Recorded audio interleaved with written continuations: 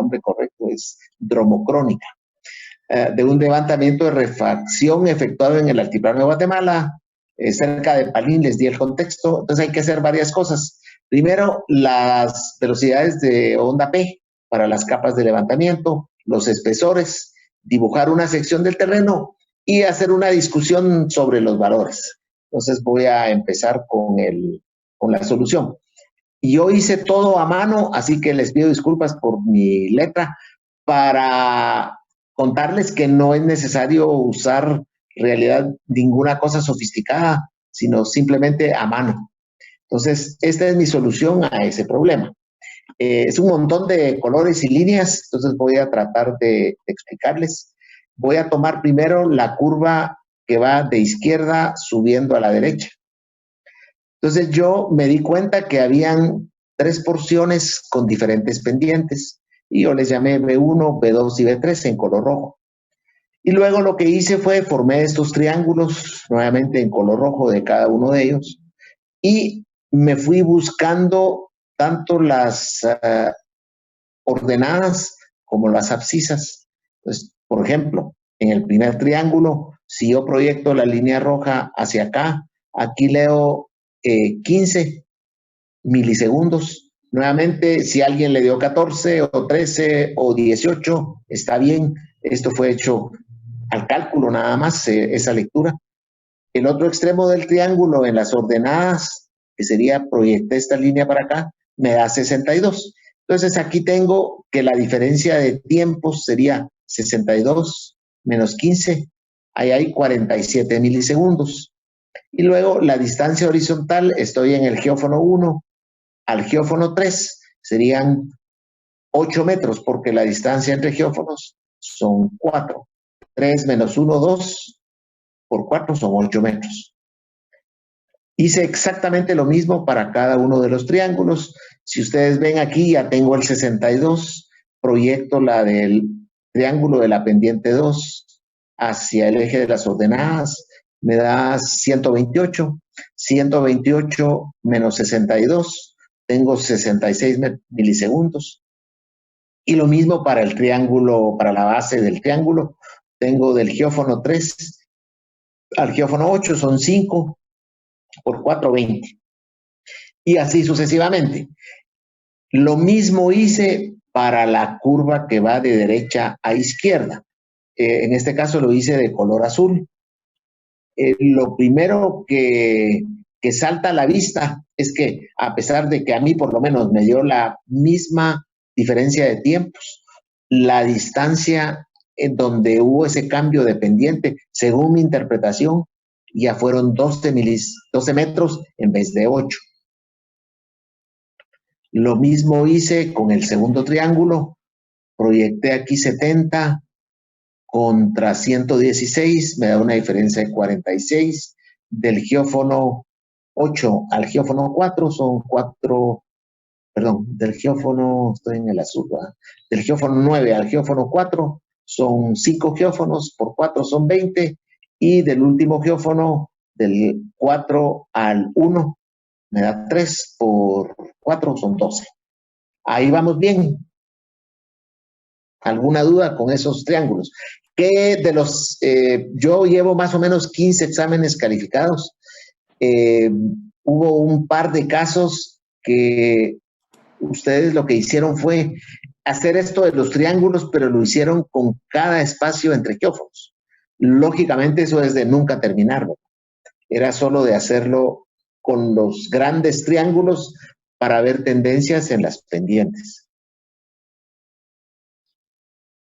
La otra cosa que hice acá fue extender las líneas aproximadas que conectan cada triángulo a partir del segundo hacia el eje de las ordenadas. Entonces, si ustedes ven este punto con este punto que corresponde al triángulo B2 en rojo, intersecta el eje en este aquí.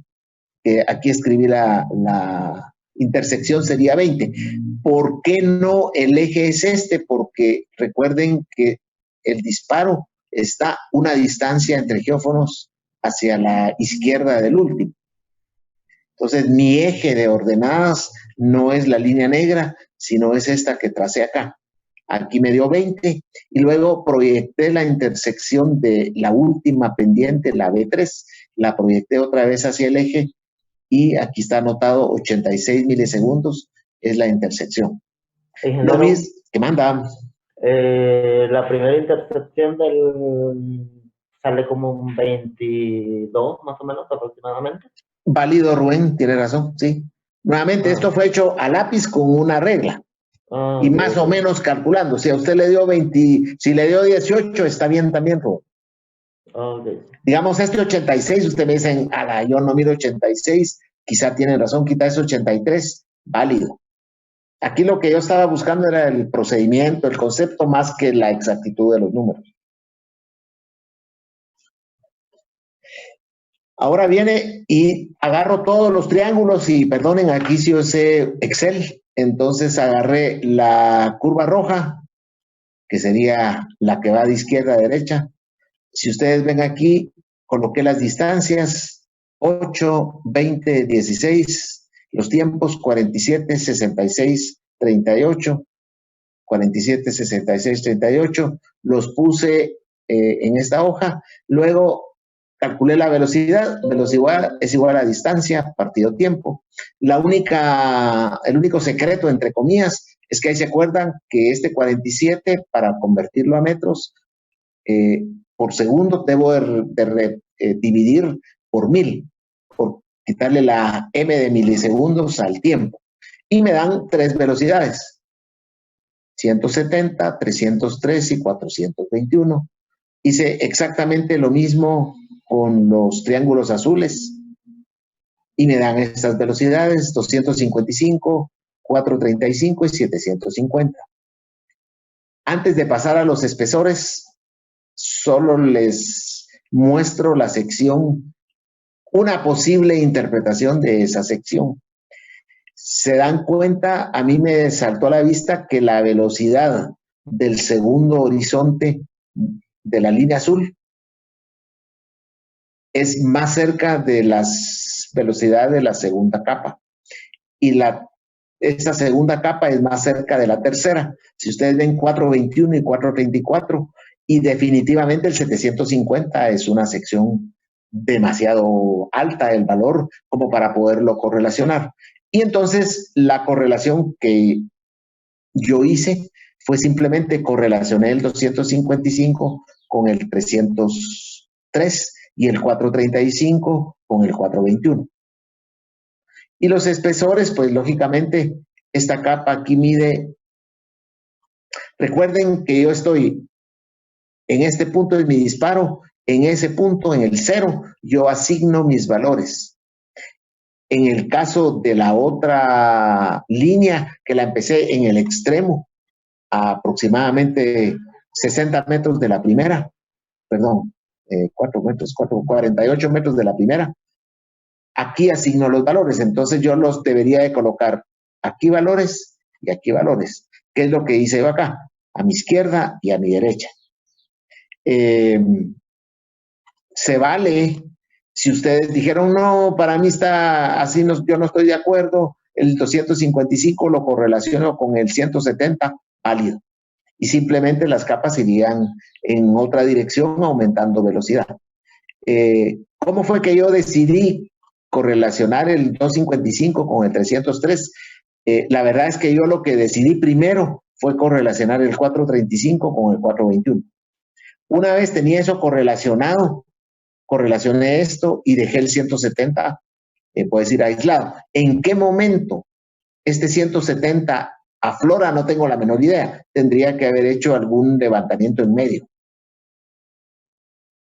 ¿Alguna pregunta? Pues en mi vida había visto cómo se resolvía uno de esos, dije. Fíjese que está en los... ¿quién habló? Kevin. No. No, José Inge. Ah, ya, ok. Está en las... perdón. Está en los slides y está en el libro de Álvarez también. Si ustedes ven, es un cálculo muy sencillo. En realidad no hay ninguna, las fórmulas complicadas, entre comillas, yo se las escribí aquí abajo. El T sub I son las intersecciones de esas prolongaciones de la línea. Entonces, si yo estoy interpretando el espesor de B2, debo colocar la intersección de la línea 2 de esa bromocrónica, que en este caso sería 20. Entonces aquí sería 20 por B1, que son 170, por 2 veces el coseno de 170 partido 303, y la respuesta a eso es 200.02. Y así sucesivamente. Para la segunda capa, obviamente la ecuación esta es un poquito más compleja. Aquí sería la intersección de la 3, que sería 86. Y aquí las velocidades B3, B1, B3, B1, B3, B2, B3, B2. No es una ecuación para nada compleja. Yo mismo se las di para evitar que estuvieran como locos buscando las ecuaciones. Quizá, atendiendo a la pregunta o la observación que acaban de hacer, pero ese es un tema, perdonen, más filosofal que otra cosa. Esto es, en mi opinión, por lo menos, tal vez yo estoy mal. Una maestría es muy diferente a la licenciatura que todos recibimos en la San Carlos. Mi concepto de maestría es, yo solo en realidad soy un guía que los oriento, pero ustedes tienen que leer y estudiar. Yo no les puedo dar todo. Primero, es muy amplio y les aseguro que no lo sé. No tengo el dominio total de todos los temas, pero tampoco hay tiempo. Estamos hablando de, en este año tenemos este trimestre la suerte de que van a ser 13 clases. Normalmente son 11. Yo no puedo darles todo en 11 clases. Como les comentaba, para que ustedes pudieran de una manera eficiente conocer todo esto, probablemente de cada método habría que dar un curso entero, ¿verdad? Un método, uno de refracción, uno de eléctrica, quizá 2, ¿verdad? Aparte de un curso de geofísica introductoria. Entonces, para los objetivos del curso, ustedes, pienso yo, deben de leer y estudiar por su cuenta para poder estar preparados para problemas muy sencillos. Este es un problema muy básico de sísmica de refracción. Por ahí tengo una que manda. Inge, buenos días. Le saluda Erika. Hola. Fíjese que en mi problema no venía la distancia entre geófonos, ni siquiera en la descripción. Y yo supuse que la era distancia 1, 2 y 3 que había puesto en los geófonos, como que hubiera sido la distancia que había entre geófonos. Está bien, Erika. Lo voy a tomar en cuenta. Voy a hacer los cálculos en mi hojita electrónica para ver si le dan los valores. Ok. Gracias, Inge. Sí. Paso al siguiente problema. Sondeos eléctricos. Aquí casi todos hicieron, perdón, sí. Disculpe, dije solo una consulta. Yo he visto programas en los cuales se puede utilizar, o sea, los cuales son para sísmica, literalmente. Sí. ¿Vamos a ver alguno? No. No vamos a ver ninguno. Refracción prácticamente ya la terminamos. Lo único que falta de refracción es la tarea o el trabajo número 3, que es básicamente hacer un ejercicio completo de datos de campo hasta llegar a presentar un perfil como el que yo dibujé aquí en la parte baja del slide. Ok, todo sería a mano, digamos, ¿no? Todo sería, exactamente, exactamente. Todo sería a mano.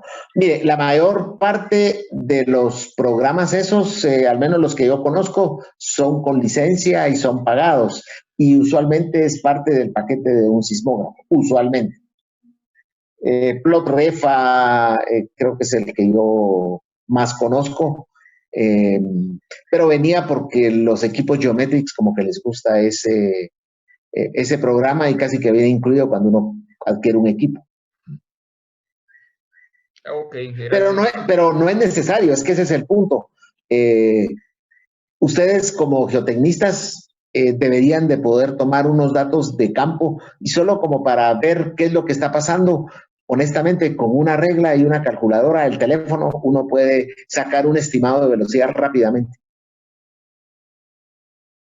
Recuérdense que aquí el objetivo de este curso no es volverlos a ustedes geofísicos de exploración geotécnica.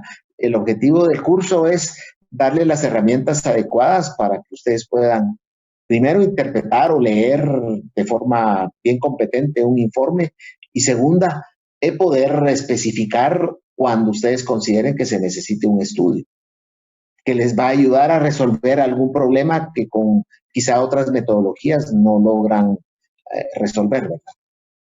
Ya quizá para un proyecto mucho más grande que construir una casa o un pequeño edificio. Ya si alguno de ustedes trabaja en diseño de puentes, carreteras serias donde hay que hacer rellenos grandes o terrenos inestables o no digamos una hidroeléctrica o algún tipo de instalación para generar energía, usualmente son instalaciones más grandes y más, voy a decir, vulnerables a una serie de factores en el subsuelo, ¿verdad? Ok, sigo entonces con el siguiente problema. Este era los 3 sondeos que ven aquí en su parte inferior. Básicamente les conté que estaba en el kilómetro 90 de la antigua carretera Puerto San José. Esto es verdad, son de ahí efectivamente. Primero era cuántos acuíferos. Obviamente una vez ustedes definieron un acuífero, pues ya pueden decir de qué elevación o qué profundidad y calcular el espesor y una sugerencia de dónde perforarían.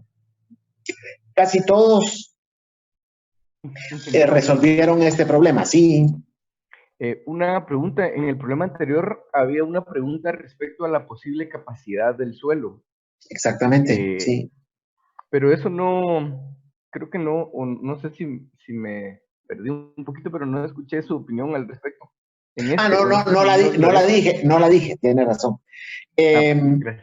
Una velocidad, a ver, vamos a irme para acá. La velocidad de 170 es un terreno malo, así esa es mi opinión. Alrededor de 300 el terreno está siendo, nuevamente, estos son muy a priori, ¿verdad? Sí. No es que haya una opinión o yo pueda decirle, mire la capacidad de soporte. Pero sí, vamos a ver hoy mismo una herramienta o una tabla de AGIES y de otras instituciones donde le dan mucha información de caracterización de un sitio solo con base en ese tipo de valores. Yo aquí el 300 me parece un horizonte competente. Los que viven aquí en el Valle de la Ciudad de Guatemala, Quetzaltenango y otros valles, San Marcos, por ahí andará el valor de la primera capa, anda como en 300 en promedio. 750 es un muy buen suelo, solo con ver esa velocidad. Obviamente habría que hacer el ensayo correspondiente de capacidad de soporte y todo eso, ¿verdad? Pero es un buen indicador de que estamos en un suelo competente. Y no es lo mismo, que tiene razón, esa era la pregunta, no es lo mismo construir un centro comercial, que en general son estructuras bastante livianas de, digamos, usualmente lo más 2 niveles, quizá de mucha área, pero de elevación muy poco, a que usted me diga, mire, yo en ese terreno voy a construir una torre de 25 niveles. Son 2 cosas totalmente diferentes, ¿verdad? O sea, por ejemplo, como para ver ahí, podríamos decir que el primero tal vez es una capa vegetal o un suelo poco competente, como dijo usted, donde tal vez se podría colocar una bodega, pero el edificio requeriría una cimentación por lo menos en el segundo estrato o algo así. Por eso. Exactamente. Es más, yo el de 170 para mí sería a remover esa capa más que aunque sea una estructura muy liviana. Ya, ok. Probablemente sería la capa vegetal, probablemente, o muy parecida a la capa de vegetal que habría que, antes de empezar, es lo primero que uno quita, ¿verdad? Ya, ok. Incluso se podría tomar como que es un relleno, ¿no? Pudiera ser, exactamente. Ya sea artificial, ¿verdad? Que alguien ahí tiró ripio o algo así, o puede ser un relleno natural o un suelo muy meteorizado, tierra negra, digamos. Sí. Ok. Inge, y lo que pasa es que también, por ejemplo, cuando es una bodega, regularmente no se hace un sótano. Cuando trabajamos Correcto, es correcto. un edificio, sí hacemos una cimentación profunda o porque hacemos sótanos, entonces sí encontramos ese espesor. Exactamente. Digamos, si fuera un sótano, solo con la excavación del sótano, aquí 2, 3 sótanos, digamos 3 metros por sótano, 3 sótanos son 9 metros, ya estoy seguro en la capa de abajo y probablemente mi cimentación de repente llega hasta al estrato 3 en el caso de este lado, no digamos en el otro lado. Aquí estoy en 14 metros, casi 15 metros, ¿verdad? Para haber llegado al horizonte de 750. Entonces depende del proyecto. Digamos que fuera una torre para un aerogenerador. Usualmente hay 2 tipos de cimientos, unos que son bastante planos, con unas excavaciones de 4 metros, pero depende del terreno. Hay veces que el cimiento tiene 30 metros de profundidad, ¿verdad? Que es casi como que fuera un pilote inmenso el que se coloca ahí. Digamos, el Viento Blanco, que queda a las faldas del volcán de Pacaya, más o menos esa es la profundidad del cimiento, aproximadamente 30 metros. 1/3 aproximadamente de la altura de la torre. La torre tiene cerca de 100 metros. Pero todo eso obviamente son cálculos que hubo que hacer con todos los especialistas del caso para determinar que era 30 y no 35 o 25, ¿verdad? Ingeniero, Sí. una pregunta.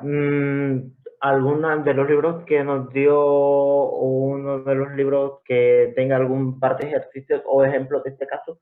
Porque estoy sobre Álvarez ahorita porque imprimí el libro, porque este es el libro que más leí y dominé, y estoy viendo en el capítulo 3 de sísmica que no hay ningún ejercicio o algún ejemplo que pudiéramos basarnos en cuanto a eso. Y Okay. entiendo su postura, que estamos en maestrías y que debemos de ser un poco más autodidactas, pero algún libro que nos recomiende que salgan algo, un tipo de ejemplos o algo. Está bien, voy a subir un par de libros más al sitio. Uno que se llama, que es viejo, no le vayan a ver la pasta y todo, porque es un scan de un libro usado. Yo no tengo el original, a mí alguien me lo proporcionó. Es un autor español, es Sant Cantoral. Es un muy buen libro. Es como unas 10 veces el de